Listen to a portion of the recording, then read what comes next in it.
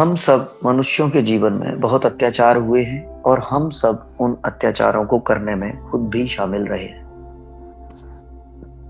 अगर हम अपने इतिहास को देखें तो हमने सिर्फ लड़ाइयां की हैं मुख्य तौर पर। और इतनी लड़ाइयां की हैं कि हमें लगता है कि हम पूरी पृथ्वी को कई बार खून से नहला सकते हैं। यूरोप की रक्त क्रांति तो फेमस है। फिर जो इस्लामिक आक्रमणकारियों ने जो आक्रमण किए हैं और हिंसा और हत्याओं की जो लीलाएं की, उनके सामने तो कोई कुछ क्या कहे। कोई इस तमाम अत्याचारों में, पीड़ाओं में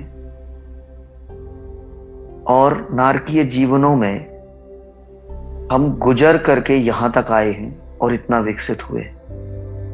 तो अब हमें अपने विकास को द्रुत गति से बढ़ाना होगा, वरना हम हिंसा को रोक नहीं पाएंगे।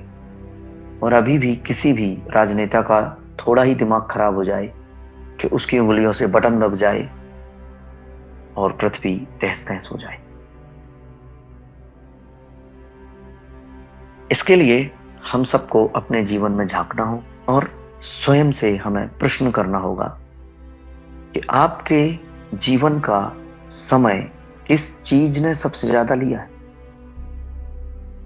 जरूरतें, आदतें, इच्छाएं और वासनाएं। और इन चार के अलावा कौन सी चीज आपके जीवन में है, यह भी जानना होगा। अगर सिर्फ यही चार आपके जीवन का 100% हिस्सा है तो जानिए आपने जीवन जिया ही नहीं। तो जानिए आप इसी हिंसक समाज की बलि वेदी पर बलि होंगे, कातिल के रूप में या पीड़ित के रूप में।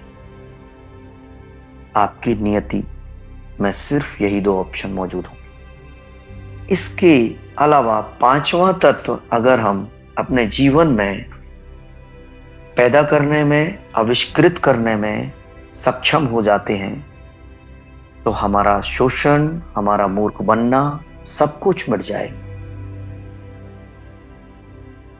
तो खोजें आपके जीवन में वह पांचवा तत्व है या नहीं, और अगर है तो कौन सा है।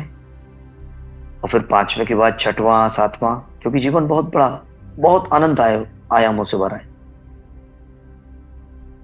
हमें जानना होगा। मैं फिर से दोहरा देता हूं, हमारे जीवन में जरूरतें, आदतें, इच्छाएं और वासनाएं, इनके अलावा भी कुछ है क्या, ये हमें पता लगाना होगा। अगर हम इसको पता लगाने में सक्षम हो जाते हैं, सफल हो जाते हैं, तो आपका शोषण कभी कोई व्यक्ति नहीं कर सकता।